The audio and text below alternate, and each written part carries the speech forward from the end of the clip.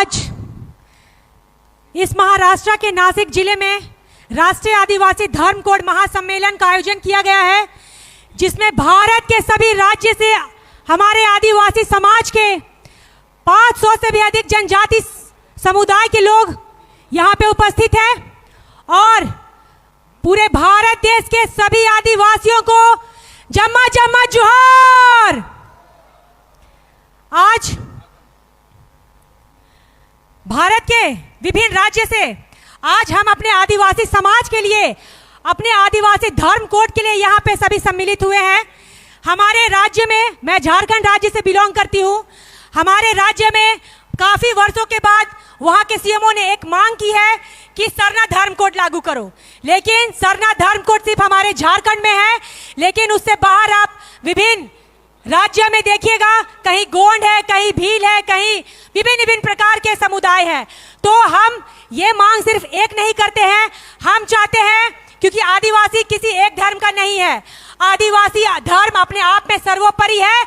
और जो भारत में हिंदू राष्ट्र की मांग करते हैं, मैं उनको बोलना चाहूंगी कि हिंदू राष्ट्र से पहले भारत में आदिवासी राष्ट्र की मांग करते हैं हम आदिवासी समुदाय, क्योंकि भारत का प्रथम नागरिक हम आदिवासी मूलवासी, हमारे पूर्वजों ने भारत को आजाद कराने में अपना बलिदान दिया है, अपना खून दिया है, चाहे वो झारखंड के बिरसा मुंडा हो, चाहे महाराष्ट्र भील समुदाय के टांटिया भील हो, चाहे तिलका मांझी हो, चाहे वीर बुद्धू भगत हो, क्योंकि हमारे पूर्वजों ने जंगल को काट कर शहर बनाने योग्य किया है और उसी शहर में बाहर के यूरेशियन को लाकर यहाँ बसाया गया है और आज आदिवासियों को कुचलने का काम कर रहा है और दादागिरी कोई अन्य समाज के लोग कर रहे हैं। लेकिन ये चलने वाला नहीं है। आज ये मुहिम महाराष्ट्र के नासिक जिले से स्टार्ट किया गया है, धीरे धीरे ये झारखंड के और झारखंड ही नहीं भारत के विभिन्न राज्य में ये मुहिम चलने के लिए तैयार होगा, क्योंकि हमें एक एक अपना हक अधिकार नहीं मिलेगा। तो जैसे हमारे पूर्वज तीर धनुष लेके वार करते थे मुगलों के ऊपर, बारियों के ऊपर, तो हम भी अभी शांत नहीं होंगे। हम उनके आने वाली जनरेशन है, जब हमारे पूर्वज नहीं डरे तो हमें भी नहीं डरने की आवश्यकता है। आज मैं पुनः बहुत बहुत धन्यवाद देती हूँ इस सम्मेलन के अध्यक्ष बड़े भाई लकी यादव जी को कि उन्होंने हम सभी राज्य से एक एक आदिवासी भाई बहनों को यहाँ पे आमंत्रित किया, मंच दिया अपनी बातों को रखने के लिए।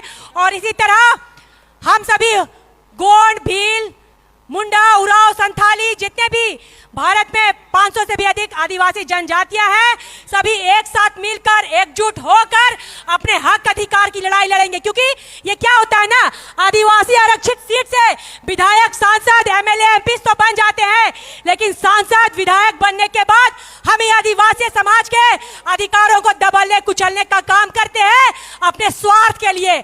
तो इन जैसे दो रंगिया विधायक, सांसदों को उखाड़ फेंकने का काम करेगा ये आदिवासी समुदाय। और कोई पार्टी का गुलाम नहीं होता है आदिवासी समुदाय।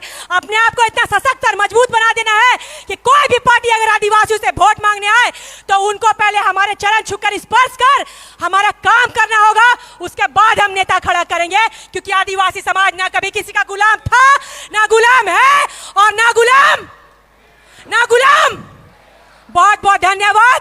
जय आदिवासी, जय महाराष्ट्र, जय झारखंड।